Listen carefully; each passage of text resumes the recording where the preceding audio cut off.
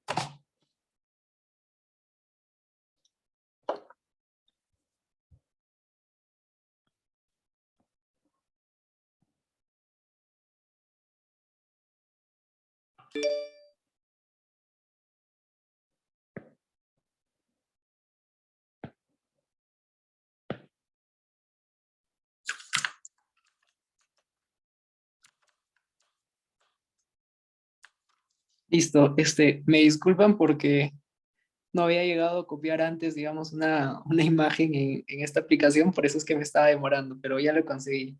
Eh, Bien, recordemos que el modelo de Branson está dentro de el enfoque, o digamos, claro, el enfoque del mercado de activos y básicamente está diseñado bajo un conjunto de supuestos en donde uno de ellos, digamos, uno de los más importantes es que existe sustituibilidad imperfecta de activos, ¿no? Y eso hace que en general la paridad perdón, la paridad de poder de compra ya deje de cumplirse. Y básicamente lo que nos dice es que hay activos que pueden sustituirse, pero de forma imperfecta. En este caso tenemos tres activos dentro del modelo. Uno es el dinero como tal, un activo. El otro es los bonos domésticos y el otro, y el final son bonos externos, ¿no? Eh, Nos están dando un modelo en este caso, en una forma funcional, ¿no? Entonces, para ello, lo que nosotros deberíamos hacer, el primer paso es linealizar el modelo, ¿no? Y básicamente eso lo hacemos diferenciando el modelo, ¿no? En primer lugar, le tomamos diferencia a todos, eh, luego diferenciamos, hacemos una derivada parcial de, digamos, de esta parte con respecto a sus tres argumentos, y eso es importante, ¿no? Eso es importante para comenzar con el, con el modelamiento, ¿no? Eh, Luego seguimos haciendo con respecto a la, a la tasa de interés que está sumada también con la depreciación esperada. Y en este caso podemos o bien dejar de lado, simplemente hacer esto, por ejemplo, y, y hacer, por ejemplo, esto, ¿no?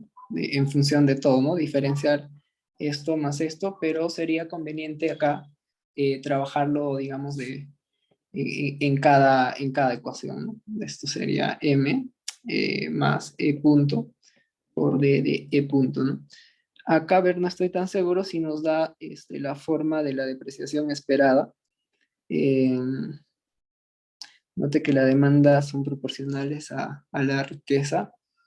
Em, creo que no nos dice acerca de esto, no nos da un enunciado, entonces tal vez no sea tan necesario trabajarlo, ¿no? Porque no nos está dando, por ejemplo, ¿no? una forma, digamos, para esto, que va a ser del tipo de cambio esperado menos esto, entonces ahí habría que trabajarlo adicionalmente, ¿no?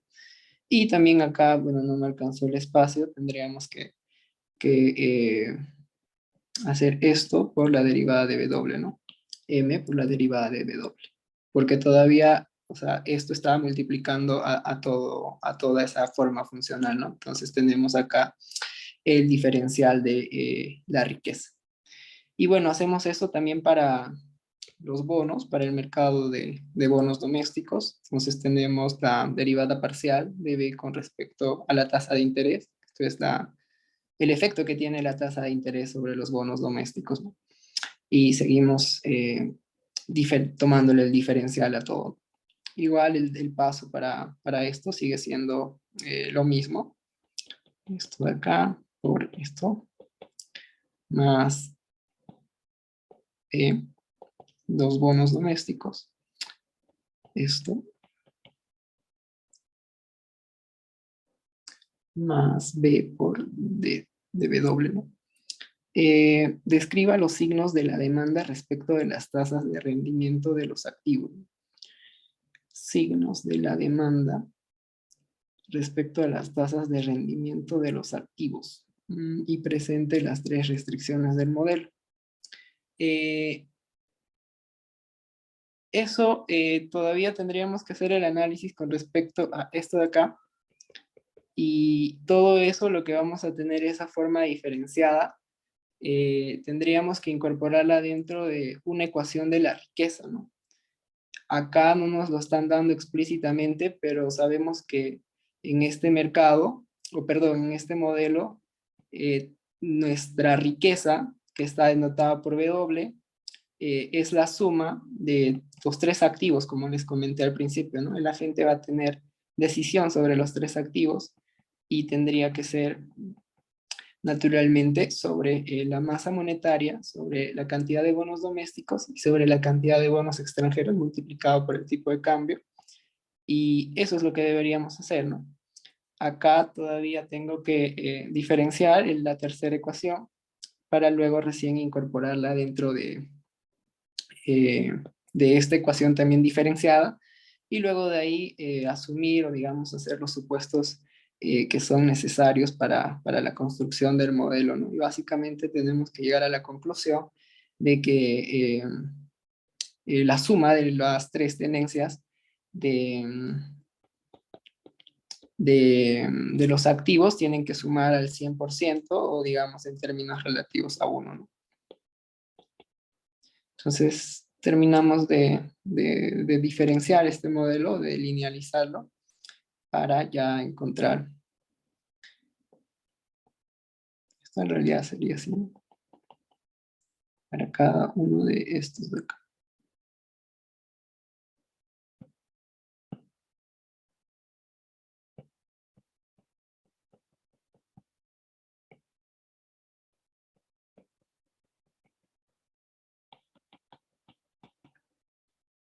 Y nuevamente esto sería igual a f por derivada o diferencial de la riqueza. Entonces el último paso, debo diferenciar esta ecuación también para tener o para incorporar estas tres ecuaciones que he encontrado dentro de la condición de la riqueza, ¿no?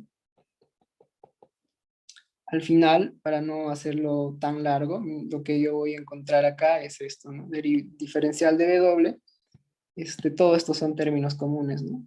Vean. Y acá también tengo esto, ¿no? Entonces, lo que debo hacer básicamente es sumar todo, ¿no? Sumar todo en horizontal y encontrar, ¿no? Encontrar que todo esto, por ejemplo, de M, o sea, del diferencial de la masa monetaria, más el diferencial de los bonos domésticos, más el diferencial de los bonos extranjeros, deben ser igual a MR, estas cosas de acá, más FR, esto de acá, y luego todo esto, ¿no? Para que no sea, digamos, muy demasiado engorrosa la notación, voy a llamar esto como A11, A21, A31, ¿no? Sería A11 más A21 más A31 por diferencial de R. Igual, ¿no? A esto de acá también lo voy a llamar con esa misma notación. A21, A31, 21, perdón. A21, A22 y A32. Entonces, sería A21 más A22 más A32 por diferencial de todo esto, ¿no? Y acá todavía tengo estas cositas de acá, que sería más M más B más F, todo esto, ¿no?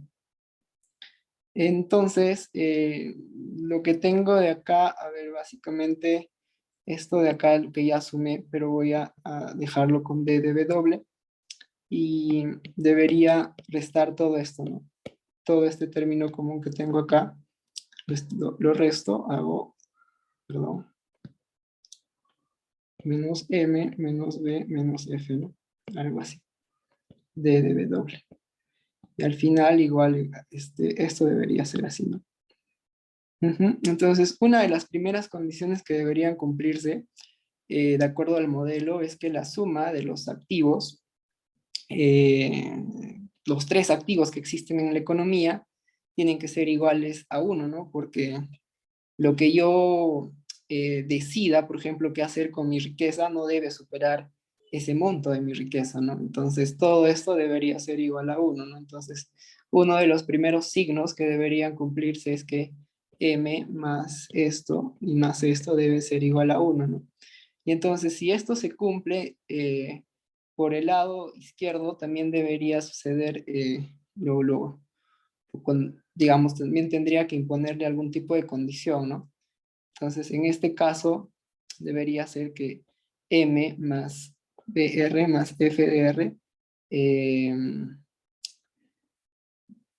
básicamente sea igual todo eso a cero, ¿no? Toda esta suma, ¿no? Entonces, la segunda condición que debe cumplirse es esto, ¿no? ¿Por qué? O sea, la idea es que como hay sustituibilidad imperfecta, así entre activos, entonces lo que sucede, digamos, que el efecto que tiene la tasa de interés, por ejemplo, sobre el mercado monetario, no sé, llámese por algún efecto, por algún choque, entonces se tiene que compensar básicamente con lo que suceda con los otros activos, ¿no?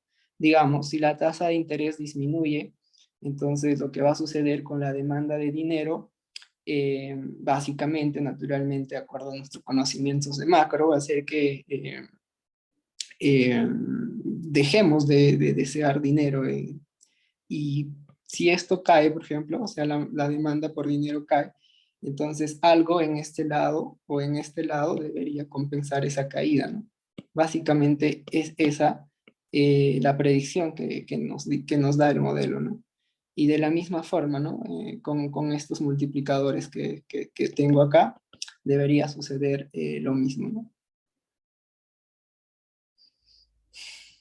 Y en general, esos deberían ser los signos que uno debería esperar.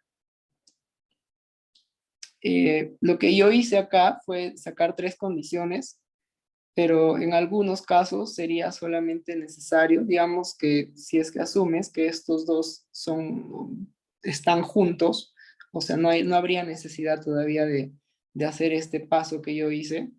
eh, Esta tercera fila, digamos, que yo derivé, no sería tan necesario si solamente haces, por ejemplo, la derivación de esta forma, ¿no? A ver, no sé si tengo espacio, creo que sí se nota un poquito. Solamente tendrías que hacer esta derivación, ¿no? MR, por ejemplo, más y la derivada de todo, ¿no? Entonces, la derivada de R más esto. Entonces ya te quedaría solamente con dos, ¿no? Creo que eso sería, digamos, el paso más coherente, dado que no nos están dando una especificación directa para la evolución del tipo de cambio esperado. Entonces, en general es eso, ¿no? Acá tendríamos que M con respecto a R de R más F de R. Esto igual tendría que ser igual a 0. Y también M con respecto a esto más esto de acá. Tendría que ser igual a 0. Iría por ese lado, ¿no? La respuesta, nosotros sabemos, por ejemplo, que acá esto tienen signos, son derivadas parciales. En una forma lineal, digamos, cuando uno realiza un modelo o resuelve este modelo ya en su forma lineal, básicamente lo que esto te dice es el parámetro que está acompañando a esa reacción, ¿no? A esa función. Si es MDR, entonces acá podría estar acompañado, por ejemplo, con un parámetro negativo, ¿no? Aumenta la tasa de interés y disminuye la demanda por dinero, ¿no? Básicamente eso, ¿no? Pero en general, digamos que la solución del modelo sería todo esto, ¿no? Si te piden eso.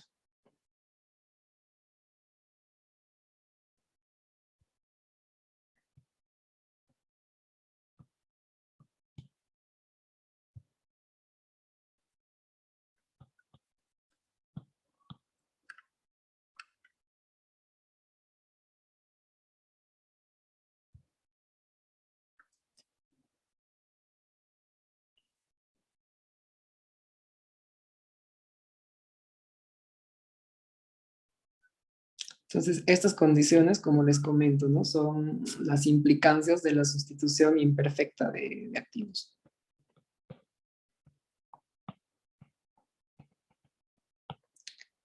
Y bueno, pues se tiene que cumplir básicamente que la suma de, como les comenté, ¿no? Esta condición es la implicancia de que toda la riqueza que tú tienes, el cual lo estamos denotando acá con uno, en términos relativos, obviamente, tiene que estar diseñado, tiene que ser repartida, ya sea entre masa monetaria, entre cantidad de bonos domésticos o entre cantidad de bonos extranjeros, ¿no? Y una vez que yo haya o que incorpore ese supuesto, que obviamente el modelo, en la especificación del modelo se encuentra, encuentro las siguientes implicancias, ¿no? Que es la de sustitución imperfecta de activos, ¿no? Y básicamente es esto, ¿no? Son esta segunda línea de acá, ¿no? Que básicamente se puede resumir, como les digo, si es que no tienen esa ecuación para la devaluación esperada, entonces básicamente se puede resumir en estas dos nada más, ¿no? Porque esto ya estaría incorporando acá, pues, algo así. Entonces ya simplemente se abstraen de esto. Porque si ustedes recuerdan, al menos los que íbamos a realizar en la PC5, teníamos un modelo lineal, ¿no? De esta forma. Pero, o sea, no era así en su forma funcional, sino que ya estaba linealizado. Tenía numeritos, tenía parámetros, ¿no? Y bueno, básicamente ustedes tenían que resolver directamente sin la necesidad de linealizar primero como lo estamos haciendo ahora.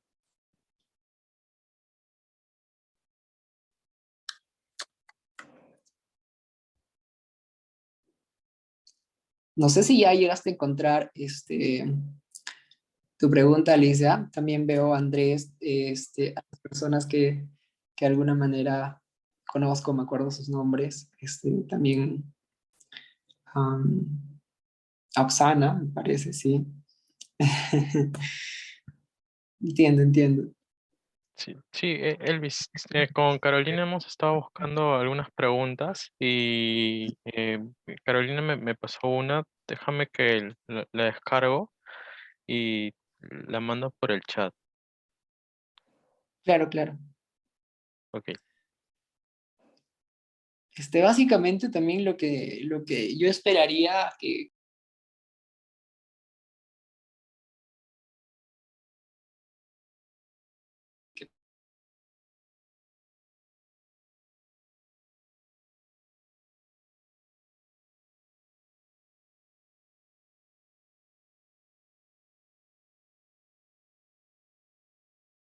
tipo de enfoque incorpora económico, ¿sí?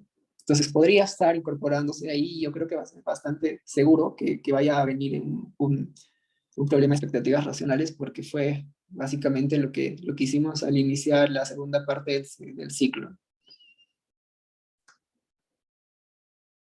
Entonces,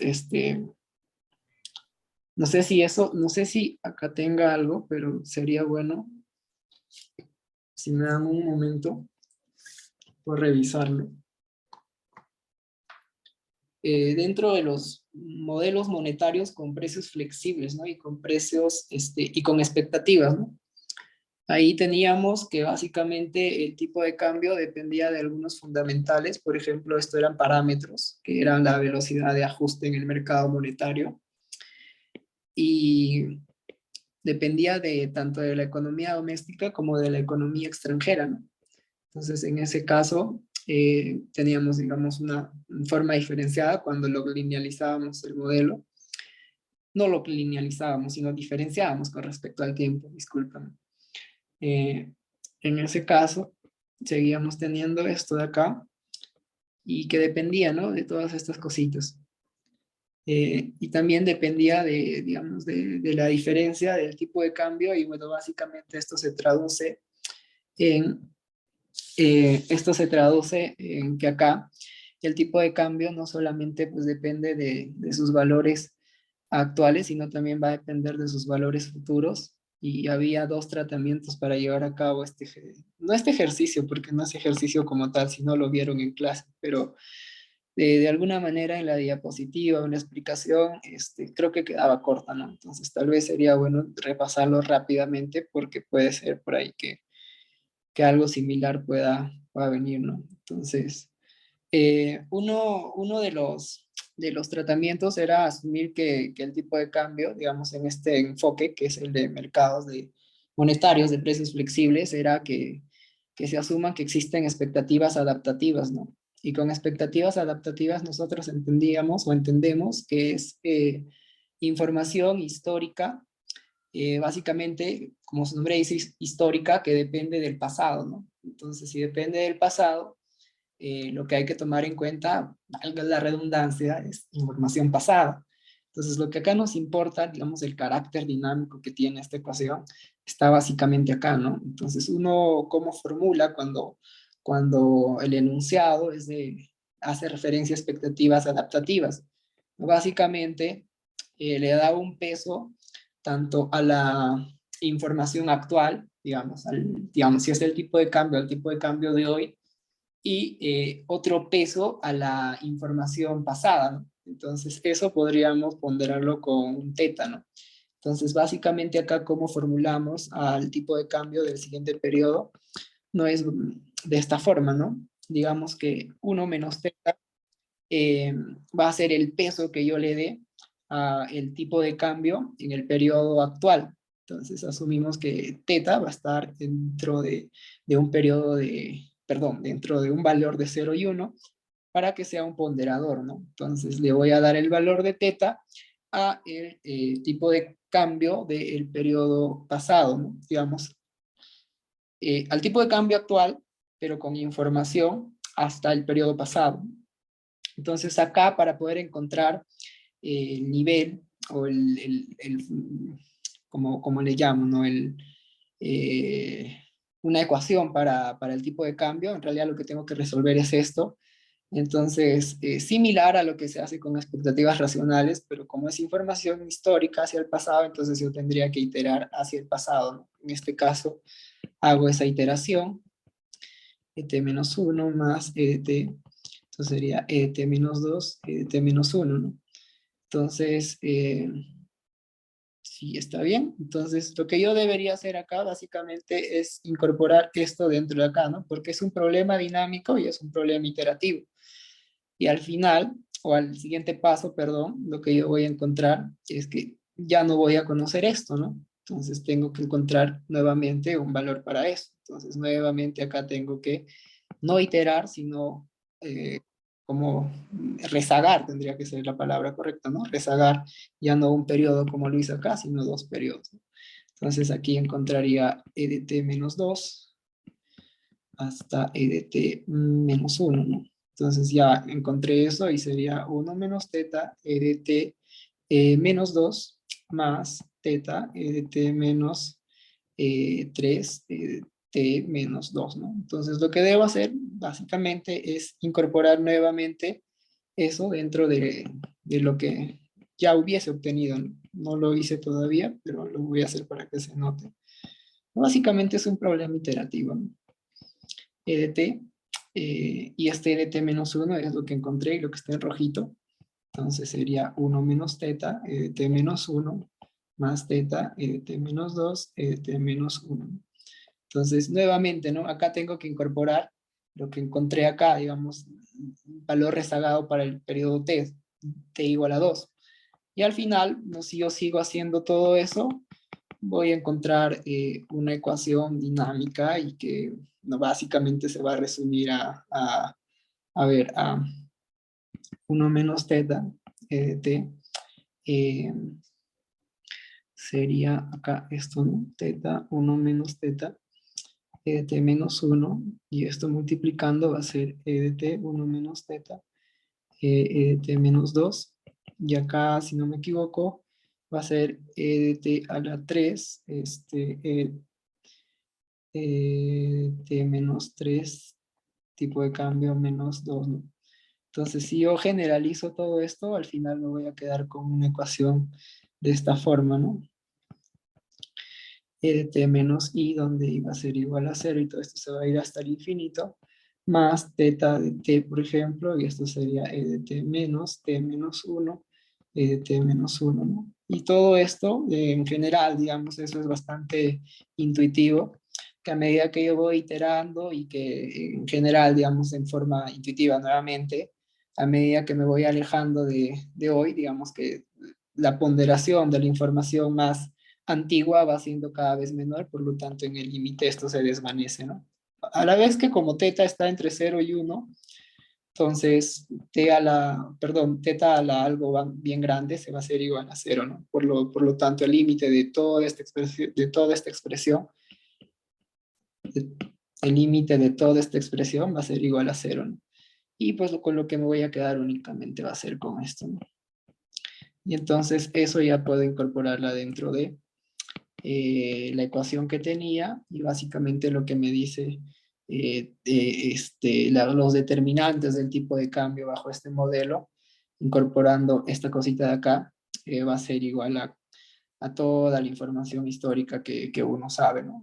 Básicamente esa es la idea donde uno debería llegar.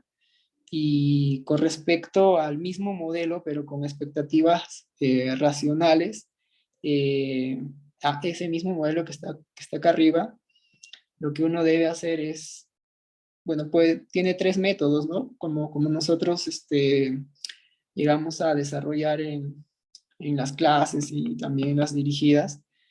Podemos hacerlo a través del método de coeficientes indeterminados, el método de rezagos, o también podemos hacerlo a través del método iterativo, ¿no? En mi caso, yo creería digamos, el método de rezagos es más fácil, pero al final creo que no es por cualquiera de los métodos, aunque el método de coeficientes indeterminados en realidad es el más fácil, porque solamente tienes que adivinar algo y ya de ahí te salen.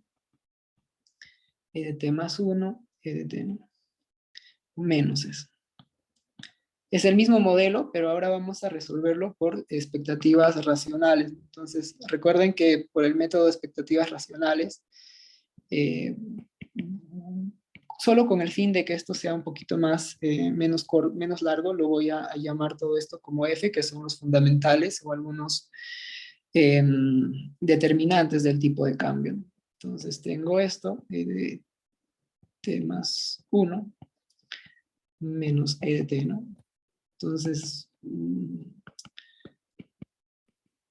lo que hago es básicamente resolver esto de acá, pasar a la derecha, y me va a quedar algo así, 1 más alfa. Y bueno, ese 1 más alfa lo que puedo hacer es llevarlo al lado izquierdo, y ya me dejaría solamente solito esto de acá, ¿no? Entonces ya tengo esta expresión dinámica, y lo que tengo que hacer básicamente es iterar, ¿no? Por ejemplo, si yo tomo este ejercicio por el método de coeficientes por rezagos, esto de acá se traduce básicamente en esto, ¿no? L a la menos uno, aplicando el coeficiente, el operador de rezagos, y esto sería algo así, ¿no? L menos uno. Entonces ahora ya puedo resolver esto porque son los mismos términos, ¿no? Entonces me quedaría 1 alfa, 1 menos alfa, todo esto por E a la t, 1 más alfa, toda esta expresión. Entonces puedo resolver esto. Me quedaría 1 más alfa por L a la menos uno, entre 1 más alfa. Esto con esto se va, ¿no? Esto con esto se va. Todo esto pasa acá, ¿no? Al otro lado, ¿no? Entonces lo que yo voy a hacer acá, para resumir, es esto, ¿no? Me quedaría algo así, ¿no? 1 más alfa más alfa a la menos uno, ¿no? Esto debería ser menos, si no me equivoco, es más. Por acá, no sé si he tenido algún error, pero creo que es menos. O si está bien. Mm, sí, ¿no? Claro, todo esto debería ser menos, porque lo que estoy pasando es más, ¿no? Entonces, si paso esto acá, uno menos, tendría que ser uno menos, ¿no?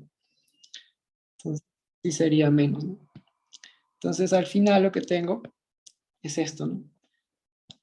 Y acá lo que puedo hacer un pasito adicional simplemente es dividir esto, uno más alfa, entre uno más alfa, y acá también divido entre uno más alfa, ¿no? Al final esto no me afecta porque se va a quedar como una constante, y esto se queda como uno menos alfa a la menos uno, uno menos alfa. Entonces recuerden que esto es una fórmula, ¿no? O sea, tú puedes, tú lo que puedes hacer esto es transformar en una serie, porque se ha visto dentro de las propiedades, ¿no? Quizás ahora no se pueda demostrar eso porque es un poquito largo, pero al final esto se va a traducir básicamente en esto, uno más alfa elevado a la i por el valor esperado de f de t más i, ¿no? Entonces esto va desde cero y esto va hasta infinito. ¿Por qué se puede hacer eso? Básicamente porque alfa entre uno más alfa es un número que está que es un número menor que uno, ¿no? Porque el numerador es mayor que, el denominador es mayor que el numerador, ¿no? Entonces ya con esto se ha resuelto el problema, ¿no? Porque está, no, básicamente ya tengo al valor del tipo de cambio en función de las otras variables, ¿no? Entonces lo que me quedaría acá, si yo quiero hacer un pasito más, es esto, ¿no? Todo esto, uno más alfa, todo esto elevado a la cero, y de t, f de t más cero, y acá iniciaría en uno y me voy así hasta el final, ¿no? No, básicamente acá lo que he encontrado es que el tipo de cambio bajo un modelo de expectativas racionales depende únicamente de los fundamentos, no únicamente, no, al contrario, ¿no? Más bien depende, si bien es cierto, de todo esto que son los fundamentales, estos valores que yo les había denotado con F, en el periodo o en el instante que yo conozco, ¿no? En el periodo que estoy parado, digámoslo así, ¿no? Pero también va a depender básicamente de los valores esperados de esas variables, ¿no? Entonces, la volatilidad observada del tipo de cambio puede explicarse naturalmente por eh, las expectativas de esos fundamentos, ¿no? Recuerda que los fundamentos están eh, siendo, o sea, incorporan a estos, ¿no? Y también a las velocidades de ajustes en el mercado monetario, ¿no? Y los choques no anticipados, por ejemplo, de cualquier fundamento que lleven a una revisión de las expectativas en periodos sucesivos, pueden hacer que la trayectoria del tipo de cambio cambien, ¿no? Cambien y sea extremadamente volátil, ¿no? Y bueno, básicamente es así como uno debería eh, abordar este tipo de problema cuando te piden expectativas racionales, ¿no? O resuelva asumiendo que se asumen expectativas racionales, ¿no? Y esto es coherente, ¿no? Porque las expectativas racionales lo que te dicen es que, bueno, no solamente importa lo que esté sucediendo hoy, ¿no? Sino también importa las expectativas de los agentes económicos, ¿no? Y al final, eh, eh, bueno, no van a gastar este tipo de cambio que estamos analizando, no solamente va a estar determinado por cambios anticipados, ¿no? Sino también pueden estar determinados por sorpresas y estas sorpresas van a estar incorporados dentro de acá, ¿no? Dentro de todos estos fundamentos que dependen del futuro, ¿no?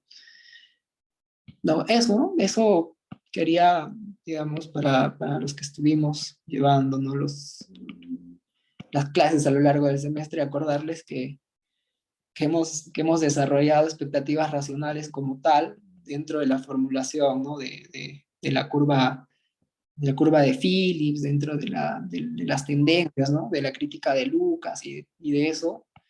También hablamos de expectativas racionales dentro de este modelo, ¿no? De economía abierta, y también hablamos dentro de la política económica, ¿no? Y en los que estuvimos en la PD también dijimos, ¿no? Que ese modelo de política económica era ligeramente, ¿no? Adaptado de esta parte de la primera vez que hablamos acerca de expectativas racionales, ¿no? Entonces, yo estoy seguro que va a venir expectativas racionales, así que un repasito de eso, ¿no? No sé si tuviesen alguna consulta, chicos. Hola, Gerson. Gerson. Alexis también, me acuerdo Alexis. Am, ¿Alguien más? Que me acuerde. Estoy muy seguro. Si tuviesen alguna consulta en especial, algo que no haya quedado claro, algo ya sea teórico, ya sea ejercicio, la parte matemática, ¿no? Las fijas. Todos van a ser fijas y estudios, ¿cierto?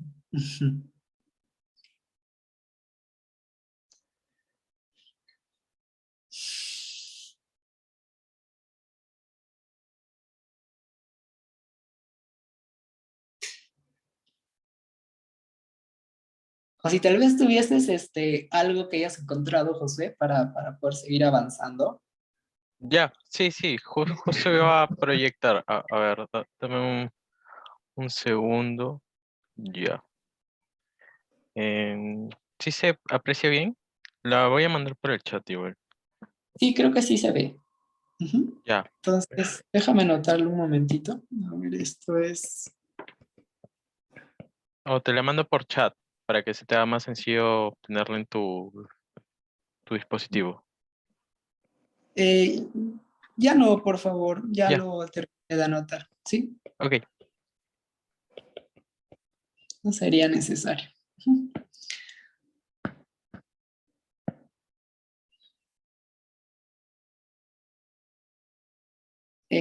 ¿Ya me puedes dar permiso, por favor? Sí, Gracias.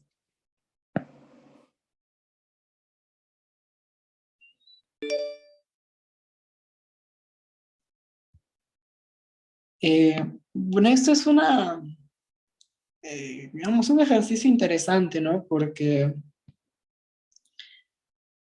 básicamente nos está ilustrando qué tipo de regla es o podría ser la más adecuada eh, para que pueda llamarse una regla de política óptima, ¿no? Esta es una regla de política keynesiana, básicamente porque te está diciendo, ¿no? Actúa de acuerdo a qué es lo que pasa con otros fundamentales, ¿no? Y en este caso es importante para, digamos, una formulación keynesiana saber también qué está pasando con el nivel de producción, ¿no? Pero esta es una regla a la Friedman, ¿no? Y básicamente lo que postula Friedman es una intervención constante a través de algún tipo de regla, ¿no? Entonces, lo que te dice acá es que la masa monetaria va a crecer constantemente en el tiempo, ¿no? Y pues, por qué te dice constante? Porque este gamma cero es una constante, ¿no? Independientemente de qué año estemos, por ejemplo, te dice que la política monetaria, que la masa monetaria va a ser o va a tener un valor igual en cada periodo. Entonces, no estoy muy seguro cuál es la primera pregunta, pero lo básico sería, ¿no? Porque es una, o con cuál, o cuál de esta regla hace que alcancemos una regla de política óptima, ¿no? Y uno, de acuerdo a la teoría, debe señalar o debe afirmar, debe postular que la regla de política óptima es aquella que únicamente te permita que el tipo, que el nivel de producto en este caso vaya a depender únicamente de choques, ¿no? Porque, o sea, una política que intervenga básicamente está generando un poco más de volatilidad y de alguna manera eso para una función de pérdida no es tan bueno, ¿no? Porque estaría incrementando la pérdida. Y bueno, hay que iniciar este tratamiento, bueno, básicamente incorporando la regla de política, si no me equivoco, esta es la regla de política, no, es la regla de política keynesiana, ¿no? Perdón, está bien. Esto es la regla de política a la Friedman. Entonces incorporo, estoy muy seguro si esto es así. Esto es 7 - 1, voy a revisarlo un momentito. Sí, creo que sí, 7 - 1. Sí, sí es. No, si no es, no saldrá. Pero sí creo que sí es. Entonces, incorporo, ¿no? La regla de política dentro de la ecuación del producto. Esto es como una IS, pero no tanto, ¿no? Porque no tiene explícitamente la ecuación de la, perdón, no tiene explícitamente la tasa de interés. Entonces, esto sería beta, ¿no? Beta por gamma más gamma 1 y más todo esto. Entonces resuelvo un poquito, ¿no? Y de t es igual a alfa y de t menos 1 más un beta gamma más un beta gamma y de t más un mu de t, ¿no? Debería formular, por ejemplo, una regla de política que sea coherente con el largo plazo, ¿no? Entonces, en el largo plazo, y de t es igual a y de t menos 1 y todo esto también va a ser igual hasta y de t menos 2, igual, ¿no? Así, ¿no? Hasta un y de t menos h, donde h puede ser 1 hasta un número grande, ¿no? Entonces, si asumo eso, entonces todos estos y van a ser iguales, ¿no? O sea, un producto consistente con el largo plazo. En este caso tengo alfa por y menos beta por lambda y de t. Acá tengo, o solamente me quedan estas cositas, ¿no? Entonces, esto tendrá que ser igual, ¿no? A beta lambda de t, no, menos alfa gamma. No, lambda es, ¿no? Alfa lambda, beta, y esto sí es gamma 1, más todo esto, ¿no? 1 menos alfa gamma u de t.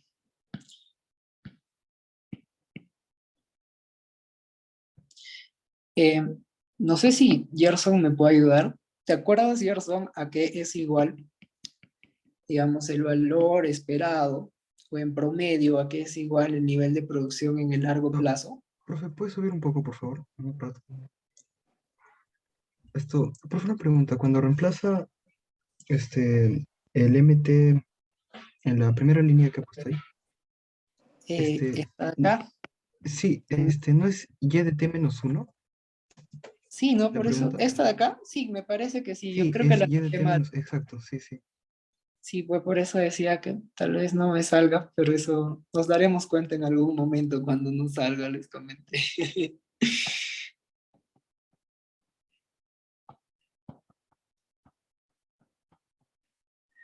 Ok, Andrés, seguimos contigo, por favor.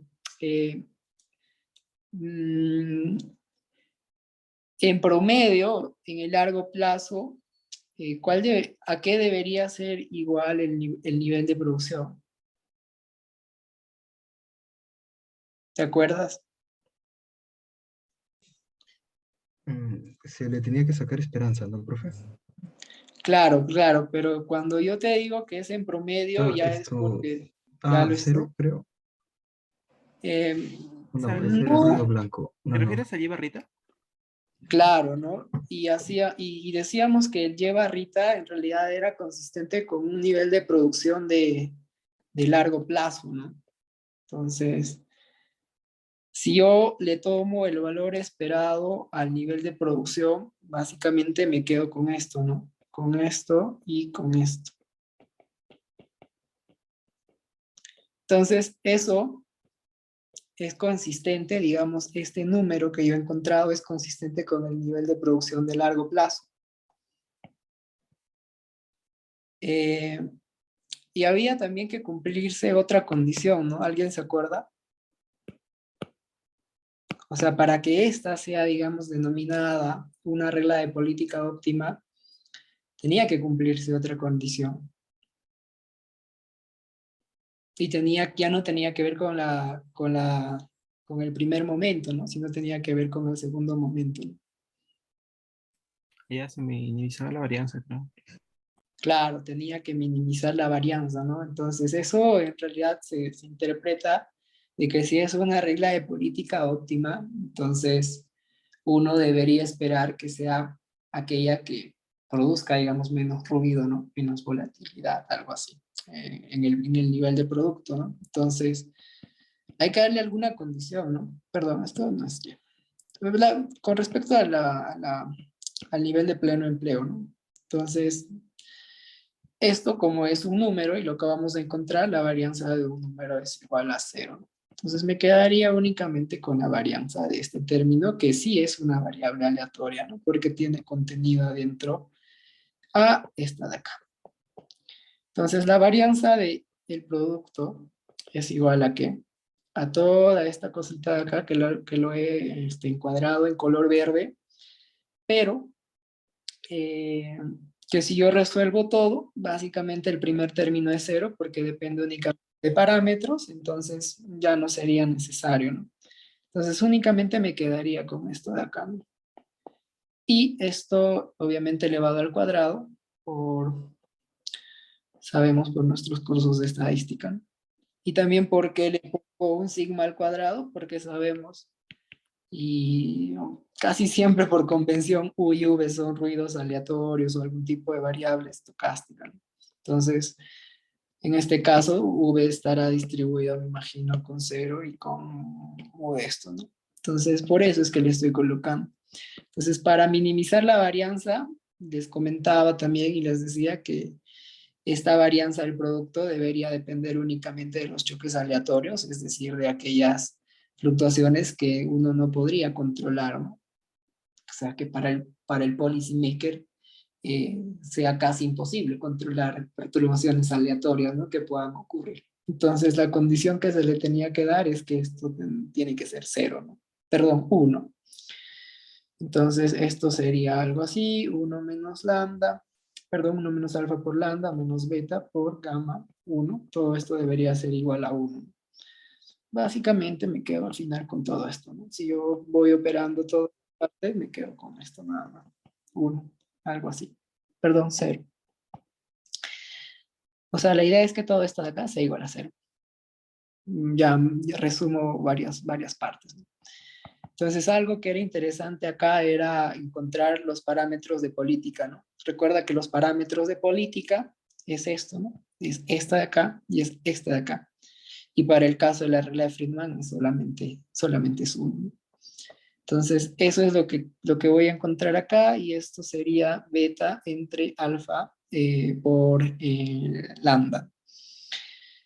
Y con esto puedo encontrar, por ejemplo, puedo incorporarla dentro de este ejercicio, dentro de esta condición, ¿no? Que encontré para poder encontrar nuevamente, como les comento, quiero saber básicamente a qué son iguales los parámetros de política, ¿no? Esto es igual a y barra, pero sé que lambda, perdón, gamma 1 es igual a esa expresión. Entonces eso me daría beta, gamma de 0, 1 menos alfa por todo esto, menos beta, pero esto sea que es igual, ¿no? Esto es igual a beta, alfa, gamma. Creo que no es así, ¿no? Es al revés. Sí, es al revés.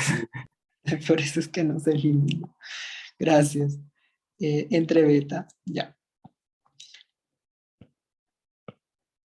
Entonces esto sería de esta forma y al final lo que yo quiero encontrar es el parámetro de política, ¿no? El parámetro de política es esto. Esto y esto se van. En realidad esto es menos, ¿no? Entonces sería más y al final sería algo así, ¿no? Haciendo este pasito adicional. Menos con menos es más y todo esto, ¿no? Entonces todo esto se hace 1. No, 1 menos 1. Se hace 0 esto de acá y se queda en 1, ¿no? Entonces esto sería así. Entre beta. ¿Somos bien? ¿Sí?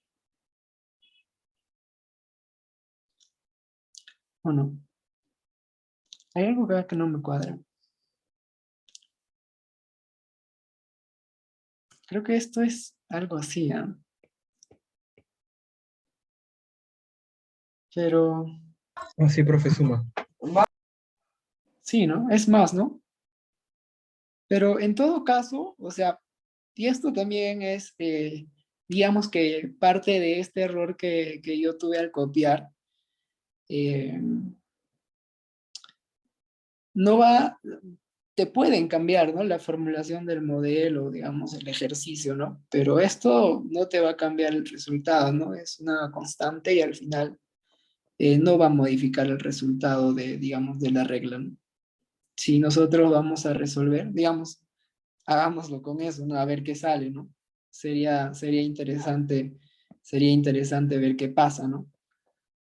Entonces, nuevamente, ¿no? Si yo ya encontré estas dos condiciones, está bien, sí, ya. Y la otra, ¿no? De menos esto por esto, ¿no? Ya. ¿Recuerdan qué tenía que pasar para que pueda considerarse, digamos, una regla de política óptima? O habiendo encontrado, ¿no? Esto, ¿cuál es el siguiente paso? ¿Alguien se acuerda?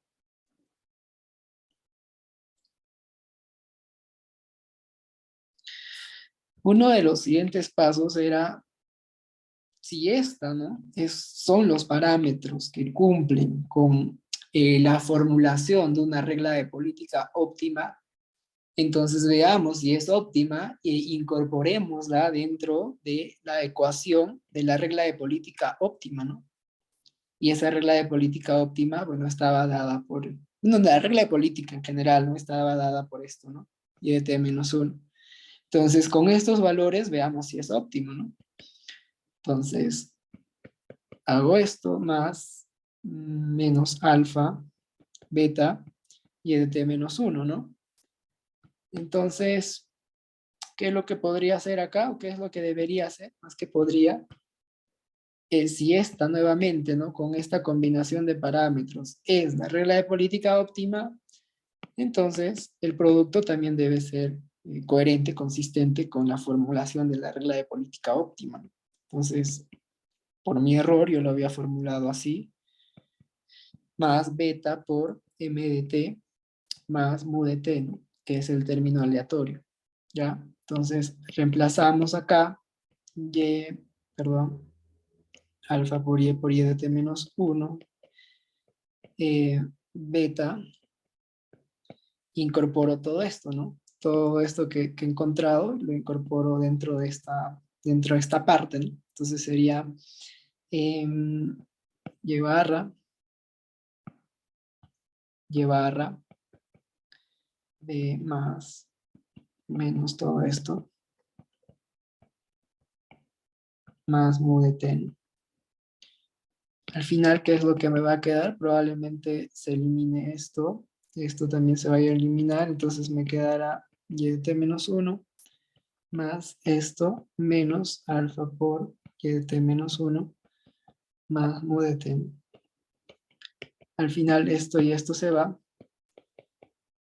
Y era coherente, ¿no? Porque la regla de política óptima te decía que básicamente el producto debía tener, o debía, digamos, con esta formulación de la regla de política óptima, uno debería encontrar que el nivel de producción básicamente esté determinado solamente por el término aleatorio, ¿no? Entonces yo voy a tener algo así, ¿no? Un nivel de producción de largo plazo, Profesor, digamos. una pregunta.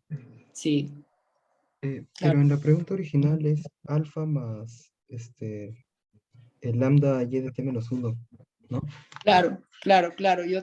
Y recuerda, ¿no? Porque que dijimos que a ver qué pasa, ¿no? Porque en un momento quise cambiarlo como tú me comentas, pero eh, Ya era mucho. más que memorizar un ejercicio, un modelo, creo que es importante saber los pasos que uno debe seguir, ¿no? Porque es muy probable que tal vez no te venga algo similar, No, claro, pero claro, pero me refiero en el problema, si fuera alfa más, más lambda y de t menos 1, entonces eso no se eliminaría, ¿no?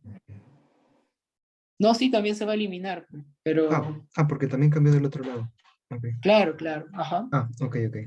Ya. Sí, entonces, básicamente los pasos que uno debe seguir es, si es una regla de política, uno, ¿no? Incorporas la regla de política o la formulación de la regla de política, ¿no?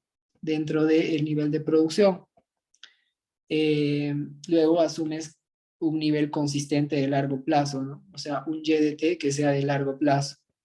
Y básicamente eso se encuentra con esto, ¿no? En promedio, digamos, del valor o el nivel de producción eh, consistente con el largo plazo, pues va a ser, vas a denotarlo con un término constante, ¿no? Porque eso es coherente con la evidencia empírica también, ¿no? Siempre vas a tener un valor constante de cualquier tipo de variable macroeconómica, ¿no? Siempre se comporta de alguna forma así, ¿no? Si es que uno puede graficar en algún tipo de serie, ¿no? Y pues esto, digamos, eso es la tendencia, ¿no? Su valor de largo plazo. Pero normalmente no se ve eso, ¿no? Se ve algo así. Entonces, eso básicamente está explicado por los ciclos. Entonces, el tercer paso es garantizar, ¿no? Si esta es una regla de política óptima, entonces deberías darle condiciones para que se cumpla, ¿no? Básicamente que si es una regla de política óptima, entonces que debería minimizas la varianza y luego, no, esto debería ir acá en realidad, ¿no? Esto debería ir acá, ¿sí? Ya. Y la parte 4 es que con esos valores que has obtenido de los parámetros de la política, la incorpores dentro de la regla de política óptima, dentro de la regla de política, y esa regla de política con estos parámetros la incorpores dentro de tu variable que estás analizando, ¿no? No siempre va a ser producción, por lo general, no se puede ser, digamos, algún tipo de otra variable como consumo, tal vez, pero creo que esto es mucho más trabajado, ¿no? Entonces, al final, esto si es una regla de política óptima, uno esperaría que en promedio el nivel de producción, digamos, claro, sea coherente con el de largo plazo, ¿no? Y que la varianza de esta regla, de este producto coherente con la regla de política óptima, únicamente dependa de términos aleatorios, ¿no? Al final uno llega, digamos, a esta conclusión. Ese es el paso que debería seguir. Bueno, con la regla de Friedman es igual, ¿no? Hay que seguir los mismos pasos y vamos a ver de que efectivamente no es una regla política óptima porque no se cumplen estas condiciones. No se cumplen estas condiciones.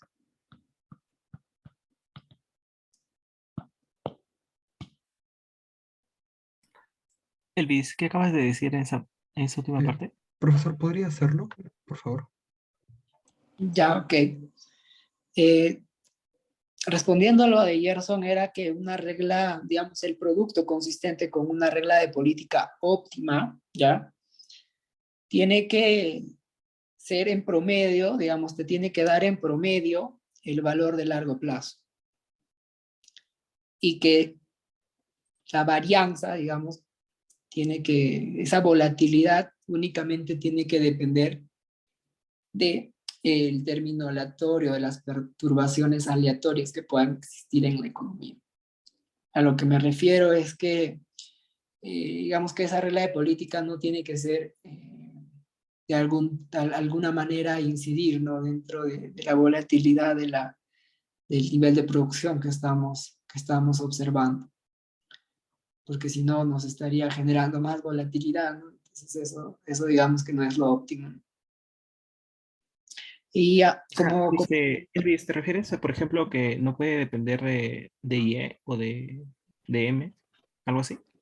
claro, claro. Ujú. Claro, porque recuerda que esto es nuestro producto consistente con la regla de política, y entonces, si yo tuviese algún término aleatorio más acá, no sé, pues no, un parámetro, algo así, como lo vamos a ver creo ahorita con el siguiente ejercicio. Entonces, hay algo más, ¿no? Que está influenciando en la volatilidad y esto debe estar viniendo de algo, ¿no? Entonces, normalmente vendría de alguna variable, de alguna formulación que tenemos por ahí.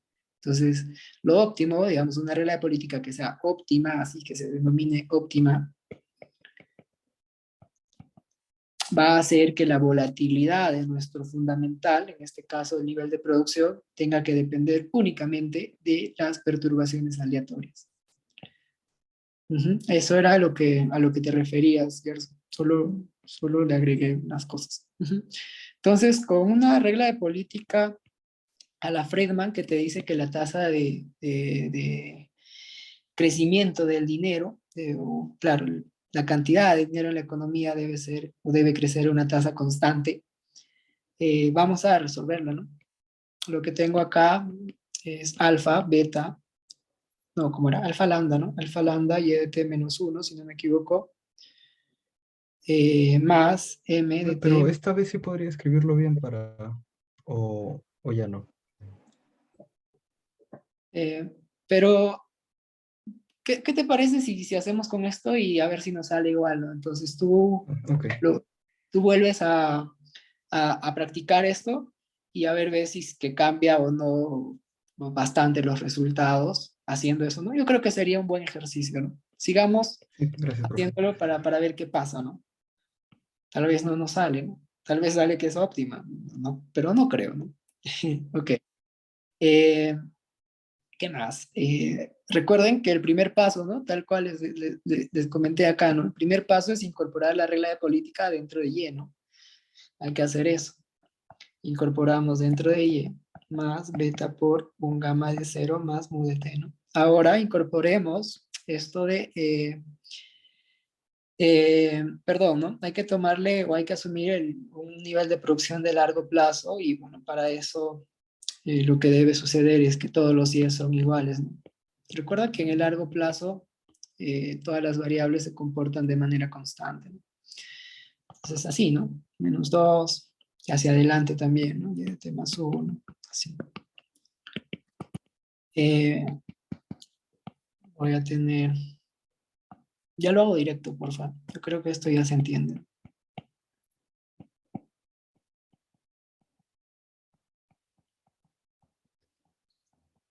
Entonces debo tomar el valor esperado, no. Primero tengo que asumir, ¿no? Si es una regla de política óptima, entonces en promedio me debería dar un valor consistente con el de largo plazo, ¿ya? Y el segundo es que la varianza de y de t menos y de barra debe ser igual o debe ser el mínimo, ¿no? Entonces en este caso la varianza de y de t va a ser igual a que solamente va a ser igual a esto, ¿no? Porque esto es un término constante, ¿sí? Esto de acá es un término constante. Ahora lo que voy a obtener entonces es 1 menos alfa por lambda al cuadrado por u de t. La varianza de u de t, si asumimos que es un ruido blanco, va a ser igual a esto, ¿no? Ahora, estas, digamos, son las condiciones que deberían cumplirse para que sea una regla de política, ¿no? Pero mira o date cuenta que esta parte de acá no tiene el parámetro de la regla de política, que es esto, ¿no? Entonces, ¿cuál era el siguiente paso, por ejemplo, de acá? Era era ver pues si con esta regla de política que estamos teniendo, a ver si podemos encontrar, o debemos, perdón, debemos con estos parámetros que he encontrado, debemos incorporarla dentro de la regla de política primero y luego dentro del nivel de producción. Entonces, ¿qué más sigue acá? Podría despejar esto, ¿no? Este lambda cero de acá, lo despejo y sería y menos 1 menos alfa por lambda, algo así, entre beta, ¿no? Y bueno, básicamente es eso, porque acá no encuentro, ¿no? No hay, o sea, no puedo despejar algo, ¿no? Si yo asumo, por ejemplo, que esto va a ser igual a cero, entonces va a tener implicaciones dentro de la formulación del modelo, ¿no? Entonces, con esto, básicamente lo que debería hacer es incorporarla dentro de lo que yo tengo como nivel de producción, que sea coherente con la regla de política, pero vamos a ver si es óptima, ¿no? Entonces, esto es beta más y barra menos uno menos alfa más mu de t, ¿no? Entonces, si yo resuelvo esto, esto es menos uno, me parece. Ujú. Bueno, sí, es menos uno, sí. Entonces, si yo resuelvo esto, entonces no se van a eliminar, ¿no? No, no se eliminan. Esto es beta. ¿Cómo me quedaría?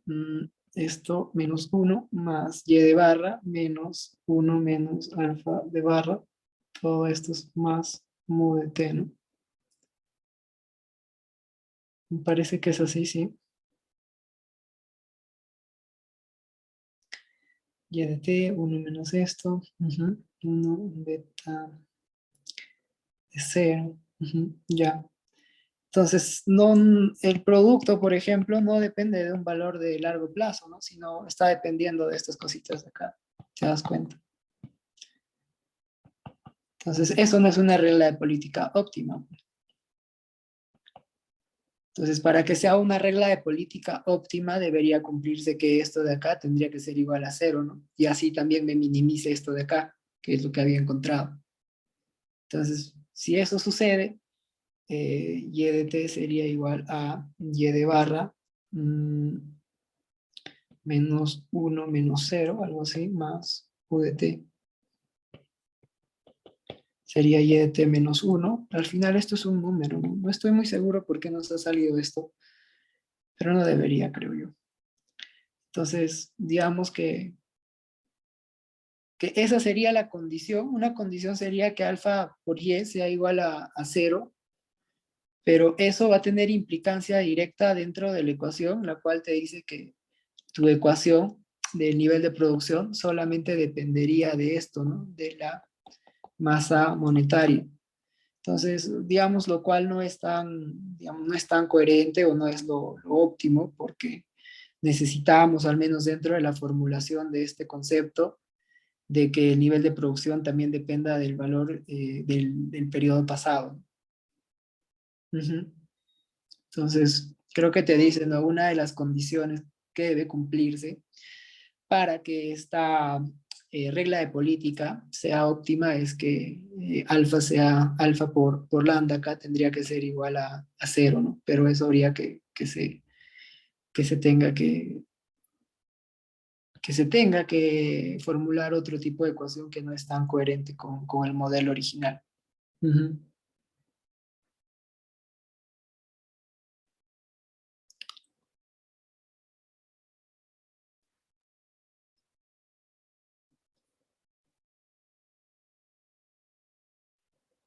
Ujú.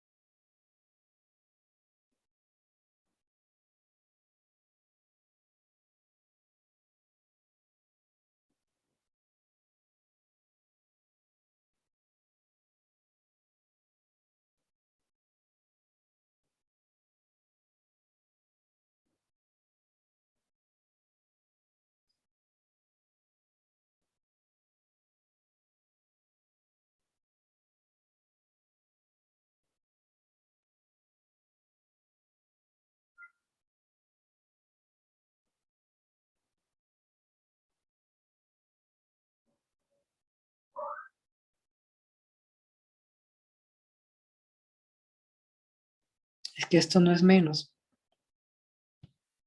Esto es por eso es que no nos está saliendo. Ujú.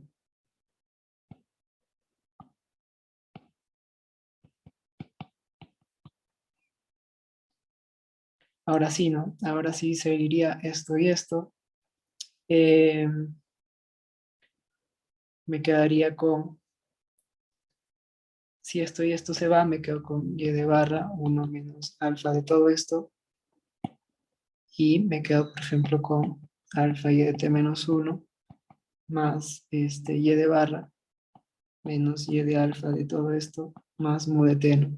Entonces, si asumo que esto es igual a 0, entonces esto y esto se va, y al final me quedo solamente con esto de acá, ¿no? Y esto tampoco no es necesario, ¿no? Ya que aquí quedaría, ¿no? Ahora, de acuerdo a lo que decía Andrés, por ejemplo, creo que eso no es no modifica nuestros resultados, si se dan cuenta, ¿no? Porque si bien asumí esta formulación por un error, pero dense cuenta que al final no modificó nuestros resultados que nosotros esperábamos, ¿no? O que el modelo en general necesita que se den para poder tener interpretación económica, ¿no? Entonces, al final, haciendo este supuesto de que alfa por lambda sea igual a 0, entonces sí obtengo un producto consistente con una regla de política óptima, ¿no? Si yo le tomo el valor esperado nuevamente, va a depender únicamente del valor de largo plazo, el nivel de producción, y la variancia únicamente va a depender del término aleatorio, ¿no? Sin embargo, lo malo, digamos, en cómo esto incide en nuestra formulación general es que y de t, como estaba así, ¿no? Y de t menos 1 más m de t beta más u de t, si esto es igual a 0, entonces todo esto se va a hacer igual a solo esto, ¿no? Entonces va a ser un nivel de producción que únicamente va a estar influenciada por el nivel de la masa monetaria, ¿no? Lo cual, digamos que a la formulación del modelo no le hace, lo está modificando, ¿no? Entonces no es óptimo, pues. ¿Sí? ¿Alguna pregunta aparte o sobre esta también? Elvis, Eh, Elvis, ¿ya no consideraste el alfa, bet, alfa lambda igual a 0, ¿no? Aquí. Acá sí, sí, sí, mira, acá, ahí está. Por eso es que con esto si yo le hago 0, por eso es que todo esto se va, ¿no? Se van. Y los que quedan vivos son solamente estos, ¿no? Esta Y barrita y este mu, ¿no? Ujú. Solo eso. Entonces, queda igual que el que estaba Sí, con y menos, ¿no? Y menos. Ya, claro, con la regla de política de Keynes te refieres. Sí, ¿no? No, o Sí sea, queda igual. el que acabamos de ¿No? hacer, o sea, el que acabas de hacer que estaba con menos en vez de por, o sea, queda bastante similar, ¿no? Sí. Porque, No, pero claro, fue un error, bueno, porque esto debería pasar con multiplicando, ¿no? Yo lo pasé con menos, se me fue por hacerlo rápido. claro, pero al final queda que no es óptimo. Claro, claro que no es óptimo. Sí. Ah, ya, ok, ok. Pero que sí le podemos dar una condición para que sea óptima, ¿ya? Pero esa condición va a Pero la modificar condición, esta es la condición, ¿no? Pero esa condición lo que va a ser modificar la formulación general, ¿no?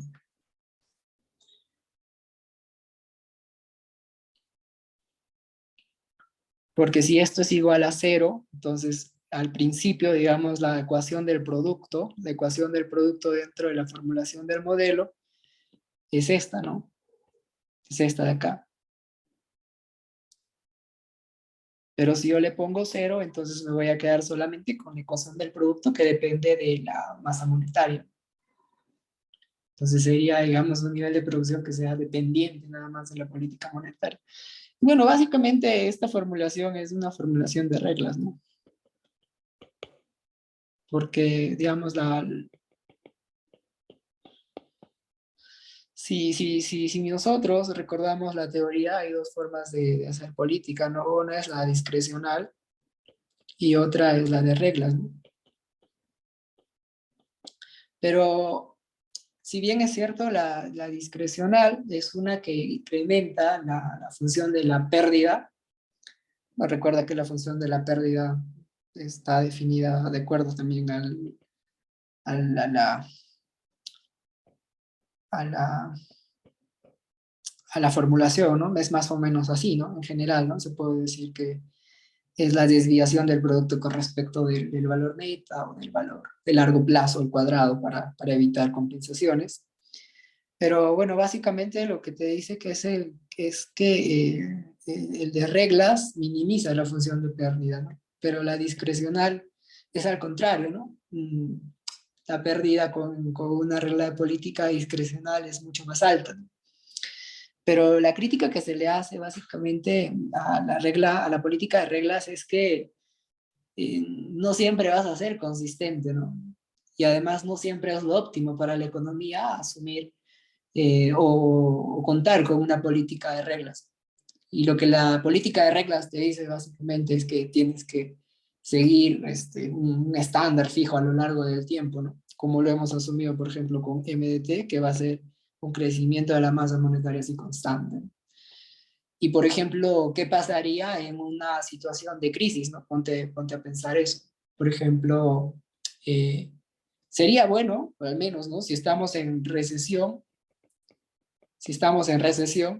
sería bueno incrementar la masa monetaria, ¿no? Pero ¿qué sucedería cuando estamos, digamos, en expansión?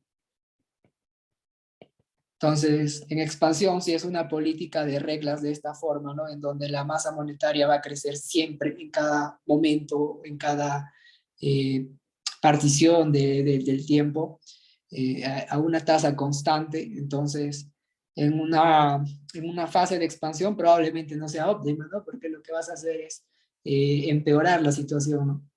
Le vas a dar más dinero a las personas y bueno, eso va a hacer que en general la economía se siga calentando, ¿no? Entonces eso no es óptimo. Mejor que sea pues una política más de acorde a las circunstancias, ¿no? Si bien es cierto, aumenta la pérdida, pero tal vez pueda ser un poquito más coherente, ¿no? Y dentro de una de las formulaciones también estaba el hecho de que podemos tener, por ejemplo, ¿no? Un MDT, ¿no? Que vaya a depender de un parámetro, digamos así, tal cual de un lambda, pero que también pueda depender de algo, ¿no? Que es de la brecha del producto, ¿no? Si bien es cierto, la tasa, digamos, la masa monetaria va a crecer, pero en algún momento, de acuerdo a la situación de las fases del ciclo económico, uno podría actuar de acuerdo a lo que sea más necesario, ¿no? Si estamos en recesión, entonces que esto crezca, ¿no? Pero si estamos en expansión, entonces tendría que reducir de alguna manera el crecimiento de la masa monetaria de acuerdo a la profundidad de la crisis, ¿no? O de acuerdo a la profundidad también de la expansión, ¿no? Entonces, para que contrarreste esto, ¿no?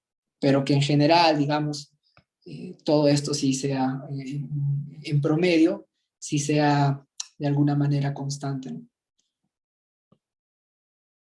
Entonces, esto es algo similar, mira, si se dan cuenta, esto es algo similar a lo que planteamos, ¿no? A lo que planteamos con la regla de Keynes, porque con la regla de Keynes asumíamos que esto era así, ¿no? Entonces, imaginen que este parámetro vaya a ser positivo, por ejemplo, lambda 1 vaya a ser positivo, y imaginen que en el periodo, por ejemplo, no sé, ¿no? Un periodo antes de que ocurra una crisis, antes de que ocurra una recesión, por ejemplo, obviamente que esto ya va a ir cayendo, ¿no? Entonces, si va cayendo, eh, básicamente lo que te va a decir es que tengas que incrementar la masa monetaria en el siguiente periodo, ¿no? Entonces, algo así, ¿no? Es como si estuviésemos actuando de alguna manera con discrecionalidad, ¿no? No estamos asumiendo una política de arreglo constantes con la que iniciar. Y es más óptimo, ¿no? Como lo hemos visto.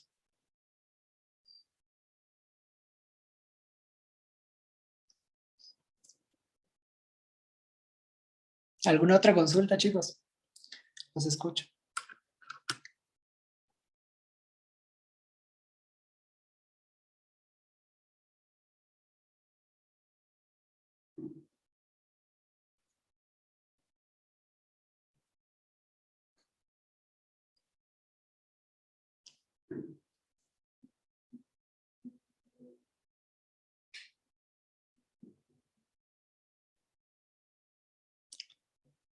claro, de acuerdo a lo que han estado revisando, tal vez los exámenes Profe, en pasados. en el chat le han adjuntado algo.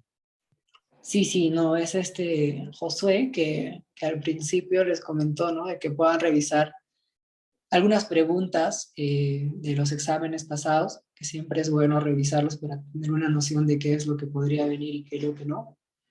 Y bueno, de acuerdo a eso, si alguno ya ha estado revisando, podría consultar, ¿no? Para poder resolver alguna duda con respecto a algún examen parcial pasado.